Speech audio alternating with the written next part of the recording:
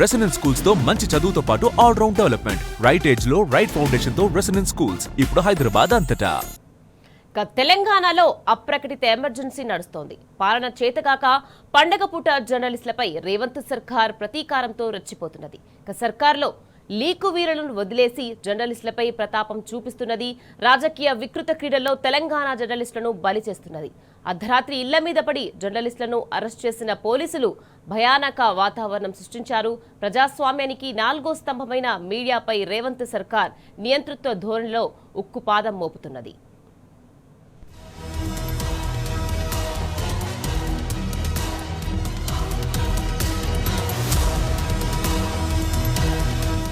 తెలంగాణలో అప్రకటిత ఎమర్జెన్సీ నడుస్తోంది.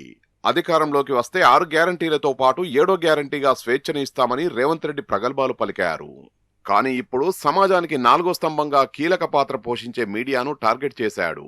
ప్రజల తరపున ప్రశ్నించే మీడియాపై ఉక్కుపాదం మోపుతున్నాడు. 6 గ్యారంటీలను ప్రశ్నిస్తున్నందుకు, ప్రజల తరపున వార్తలు రాస్తున్నందుకు మీడియాపై అక్కసు పెంచుకున్నాడు. పరిపాలన చేతగాక పండుగ పూట జర్నలిస్టులపై కక్ష సాధింపు చర్యలకు పోలీసుల్ని ఉసిగొల్పాడు. ఓ వార్తా కథనం ప్రసారం విషయంలో ఒక ఛానల్తో పాటు 44 సోషల్ మీడియా ఛానళ్లపై విచారణ కోసం సిట్ ఏర్పాటు చేశాడు.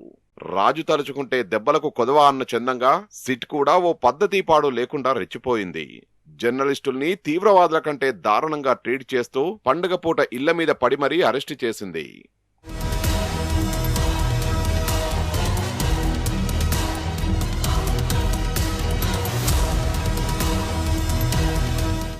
ఓ మీడియా ఛానల్లో ప్రసారమైన కథనానికి ఉప్పందించింది సర్కారులోని లీకువీరులే.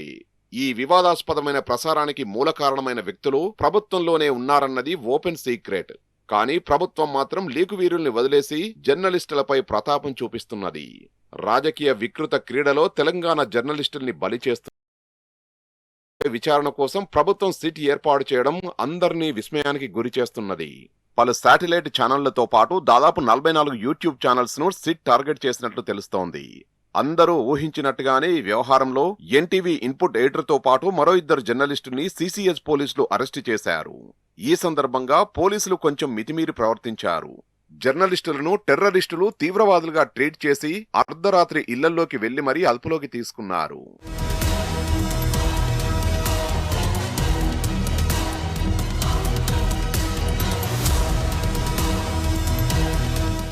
ఇంతటితో ఆగకుండా ఛానల్ కార్యాలయంలోకి వెళ్లి పోలీసులు హంగామా సృష్టించారు. అక్కడి ఉద్యోగులను భయభ్రాంతులకు గురిచేసేలా ప్రవర్తించారు. ఛానల్ సర్వర్ రూంలోకి చొరబడే ప్రయత్నం చేశారు. సమాజానికి 4వ స్తంభమైన వ్యవస్థలో పనిచేస్తోన్న పాత్రికేయుల్ని ఈ ప్రభుత్వం తీవ్రవాదుల్లా పరిగణిస్తోంది. ఎన్టీవీ జర్నలిస్టులు దొంతు రమేష్, సుధీర్తో పాటు పరిపూర్ణాచారిని అరెస్టు చేసిన పోలీసులు వారి పట్ల దురుసుగా ప్రవర్తించారు. పరిపూర్ణాచారిని సుదీర్ఘ విచారణ చేయగా అనంతరం దొంతు రమేష్, సుధీర్కు వైద్య పరీక్షలు నిర్వహించారు. తర్వాత నానక్రామ్ మెజిస్ట్రేట్ ఎదుట హాజరుపరిచే నిమిత్తం వారిని వాహనాల్లో తరలించే సమయంలో పోలీసులు ఓవరాక్షన్ చేశారు. ముఖ్యంగా దళిత సామాజిక వర్గానికి చెందిన సుధీర్ను పోలీసులు మెడపై చేతులు వేసి బలవంతంగా వాహనమెక్కించారు. కనీసం మీడియాతో మాట్లాడనీయకుండా అడ్డుకున్నారు.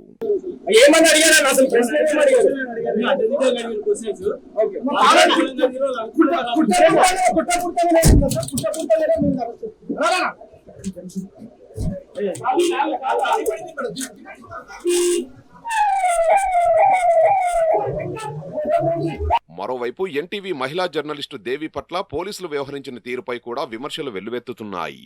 ఉద్యోగ బాధ్యతలో భాగంగా వార్తలు చదివే యాంకర్లను టార్గెట్ చేయడమేంటన్న ప్రశ్నలు వెల్లువెత్తుతున్నాయి. ఏ వార్త వచ్చినా అది చదవడం తన వృత్తి ధర్మంలో భాగమని మహిళా జర్నలిస్టు దేవి చెప్పారు. పోలీసులు అడిగిన అన్ని ప్రశ్నలకు సమాధానమిచ్చినా అర్ధరాత్రి మళ్లీ తన ఇంటికి రావాల్సిన అవసరం ఏముందని ప్రశ్నించారు. తన ఇంటికి వచ్చి తన ఇంట్లో వాళ్లను ఇబ్బంది పెట్టారని, తామేమీ దొంగలం కాదని ఘాటుగా స్పందించారు. మహిళలకు అవమానం జరిగిందని చెబుతున్న పోలీసులకు తాను కూడా ఒక మహిళా జర్నలిస్టుననే విషయం తెలియదా అని దేవి నిలదీశారు. నమస్కారం, నేను ఎన్టీవీ యాంకర్ దేవిని మాట్లాడుతున్నాను. ఒక వార్తకు సంబంధించి నన్ను తెలంగాణ సిసిఎస్ పోలీసులు నిన్న నాకు కాల్ చేసి మాట్లాడుకుందాం రా అన్నారు. ఆ తర్వాత ఆఫీస్కి వచ్చారు, స్టేట్మెంట్ రికార్డ్ చేస్తామన్నారు. ఆ రికార్డ్ చేసే ప్రతి ప్రశ్న 3 గంటల పాటు నాకెంత మెంటల్ హరాస్మెంట్ ఉన్నా, నాకు సంబంధించింది కాకపోయినా కేవలం నేను చేసింది వార్తను చదివాను. అది నా వృత్తి ధర్మంలో భాగంగానే చదివాను. ఈ ప్రశ్నకు నేను స్టూడియోలో ఎంటర్ అయిన దగ్గర నుంచి మినిట్ టు మినిట్ వాళ్ళకి ఆన్సర్ చేశాను. 3 గంటల పాటు నాకు ఎంత మెంటల్ హరాస్మెంట్ ఉన్నప్పటికీ కూడా చాలా పేషెన్సీగా ఇచ్చాను. అయినప్పటికీ మళ్ళీ నేను రాత్రి కాల్ చేశారు. నేను రాత్రి కాల్ చేసి మళ్ళీ ఈ రోజు పొద్దున మళ్ళీ స్టేట్మెంట్ రికార్డ్ చేయాలి, మళ్ళీ రమ్మన్నారు. నేను ఒక మహిళా జర్నలిస్ట్ ని, నా ఇంటికి వచ్చారు, నా హస్బెండ్ తో మాట్లాడారు. నిజానికి నా ఇంట్లో వాళ్ళు ఇబ్బంది పెట్టాల్సినంత అవసరం లేదు. నేనేం దొంగను కాదు, నేను ఒక జర్నలిస్ట్ ని. ఓకే, జరిగిన దానికి మీకు క్షమాపణ కూడా చెప్పాం. అయినప్పటికీ కూడా ఒక మహిళను కూడా చూడకుండా ఇంటి దగ్గరికి పోలీసులు పంపించాల్సిన అవసరం ఏంటి? నేను కూడా మహిళనే కదా. ఓకే, ఒక మహిళకి ఇబ్బంది జరిగింది అని మాట్లాడినప్పుడు నాకు మహిళనే, నాకు ఒక సెల్ఫ్ రెస్పెక్ట్ ఉంటుంది. ఇలా నన్ను రోడ్ల మీద పరిగెత్తించడం అనేది న్యాయం కాదు. స్టేట్మెంట్ కూడా ఇచ్చాను, ఎక్కడికి పారిపోలేదు. కానీ తెలంగాణ పోలీసులు ఈ విధంగా సెర్చ్ చెయ్యడము, ఆఫీస్ దగ్గరికి రావడము, ఇంటి దగ్గరికి రావడం అనేది చాలా అన్యాయం. ఈ దాష్టికాన్ని ప్రతి ఒక్కరు ఖండించాల్సిన అవసరం ఉంది.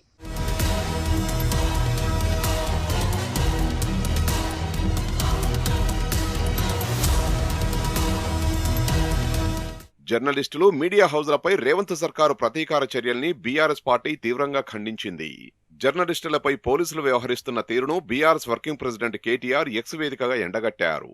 మాజీ మంత్రి హరీష్ రావు సైతం జర్నలిస్టులపై ప్రభుత్వ ప్రతీకార చర్యల్ని తీవ్రంగా తప్పుబట్టారు.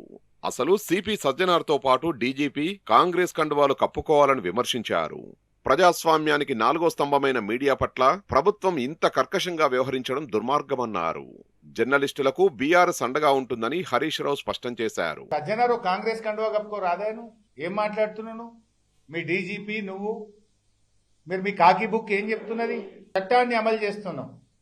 మరి ఆనాడు కేటీఆర్ గారి మీద అడ్డగోలుగా మంత్రి సురేఖ మాట్లాడినాడు, నీ చట్టం ఏమైంది? ఆ రోజు కూడా బాధపడ్డది ఒక మహిళనే కదా.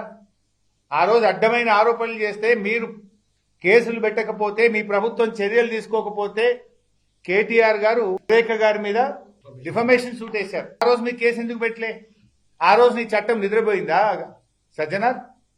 ఆ రోజు కాకి బుక్ పనిచేయడం చుట్టమైందా? ఆ రోజు ఈ రోజు ఎందుకు ఇంత అర్ధరాత్రి పూట చేస్తున్నారు? మరొక మంత్రి, ఆయన కుమారుడు, ఆయన కంపెనీ అర్ధరాత్రి పూట పోయి హైదరాబాద్ లో బౌన్సర్లను పెట్టి భూములు కబ్జా చేసిండ్రు. దాని మీద ఎందుకు సిట్ అయ్యారు? అక్కడేం చేసిండ్రు? పాపం నిజాయితీగా వ్యవహరించిన ఒక సిఐ గారిని బదిలీ చేసింది 24 గంటల్లో. అక్కడనేమో చట్టం పనిచేస్తలేదు.